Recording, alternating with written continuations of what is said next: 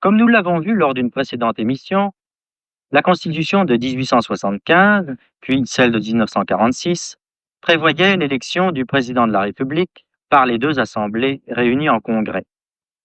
La Constitution adoptée en 1958 par référendum prévoyait l'élection du président par un collège électoral élargi à environ 80 000 électeurs.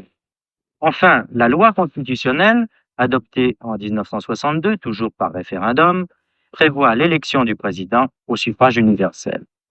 Pourquoi ces deux modifications, celle de 1958 et celle de 1962?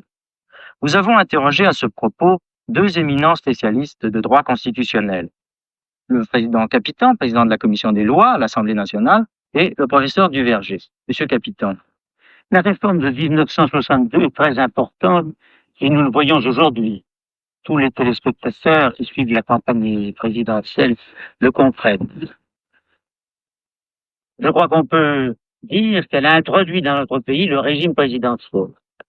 Et par là, elle a donné à la Constitution de 1958 sa véritable figure, sa véritable logique, son véritable équilibre. Et je suis sûr que mon collègue M. Duverger, qui est un partisan du régime présidentiel depuis longtemps, se trouve beaucoup plus proche de la Constitution de 1962 qu'il n'était de celle de 1958. Certainement. L'idée de faire élire le président de la République au suffrage universel est une idée qui a été lancée en 1956 exactement, un peu dans un milieu de professeurs de droit, qui a eu un certain retentissement, particulièrement dans les jeunes générations, dans les clubs politiques. Et je dois dire que j'ai beaucoup regretté qu'elle ne fût pas consacrée par la Constitution de 1958. Un président élu par 80 000 notables, très inégalement choisis d'ailleurs, puisque la majorité absolue venait des campagnes, n'avait pas l'autorité nécessaire, et je pense que une fois le général de Gaulle disparu, on serait revenu presque inévitablement à un système de type parlementaire classique, malgré les dispositions de 58. Avec l'élection du président au suffrage universel, les choses changent tout à fait. D'ailleurs, à mon avis, bien que juridiquement, en apparence, la réforme de 62 n'ait changé que l'élection du président, en fait, elle a changé tout l'équilibre de la Constitution. Parce que le président, désormais, étant l'expression de la souveraineté nationale, comme l'Assemblée nationale, aura nécessairement un grand pouvoir. Peut-être serait-ce une chicane de juriste. C'est pas exactement un régime présidentiel que nous avons, c'est un régime... Ce n'est pas le régime présidentiel américain qui mérite d'être catalogué dans la catégorie générale du régime présidentiel. Disons que c'est un régime présidentiel parce que le président est issu du suffrage direct du peuple. Il reste tout de même que le Premier ministre étant responsable devant le Parlement, ça peut créer un certain nombre de difficultés. Car il y a des pays dans lesquels il y a l'élection directe du président au suffrage universel et où finalement on aboutit au régime parlementaire. L'Autriche actuelle en serait un exemple d'ailleurs. Je ne pense pas que ça puisse se produire en France pour beaucoup de raisons.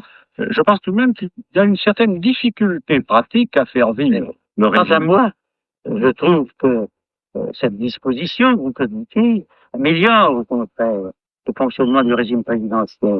Il donne un caractère plus démocratique, en ce sens que le président issu du suffrage universel se trouve indirectement responsable devant le peuple, sa responsabilité étant mise en jeu précisément par la responsabilité du Premier ministre. N'oubliez pas que le président ne peut rien faire sans ses ministres, que si l'Assemblée le prive de ses ministres, elle le prive par là même de la faculté de gouverner, elle met donc en jeu sa responsabilité, et vous savez mieux que moi que c'est par la dissolution, par l'arbitrage du suffrage universel que le conflit sera finalement résolu. Sur ce point, vous avez entièrement raison. Ce que je regrette simplement, c'est que dans cet arbitrage du suffrage universel, il n'y ait pas absolument égalité. En ce sens, si vous voulez, que en cas de conflit, à travers la mise en jeu de la responsabilité du Premier ministre, le président peut renvoyer l'Assemblée, mais finalement, lui reste. Il y a une certaine inégalité. Mais le peuple peut renvoyer le président. Elle peut le mettre. Si elle l'envoie une majorité contraire, indirectement, elle peut le renvoyer. Par conséquent, il n'est pas obligé de démissionner s'il y a une majorité. Mais ne trouvez-vous pas curieux une réforme aussi clair, aussi simple, aussi démocratique que les éléments que vous avez rappelés appelaient depuis longtemps et suscitaient en 1972 tant de résistance. Disons peut-être qu'il y avait la forme. Je suis entièrement d'accord sur le fond de la réforme. Je ne suis pas absolument certain que dans la forme, elle soit tout à La fait forme, nous en avons discuté. conforme à la J'ai Constitution. estimé, beaucoup ont estimé que l'article 11 le permettait, mais ne laissons de côté cette discussion purement juridique. L'opposition ne se limitait pas à un problème de forme, l'opposition portait sur le fond, et aujourd'hui encore, n'entendons-nous pas souvent, soit des candidats, soit des journalistes, soit des hommes politiques affirmer que l'élection au suffrage universel du président, c'est le plébiscite, et c'est à la clé la dictature. On l'entend beaucoup moins souvent. Au fond, je pense qu'après cette expérience d'une première élection, personne ne pourra revenir en arrière, parce qu'en ce moment, l'élection du président au suffrage universel est en train d'entrer dans les mœurs.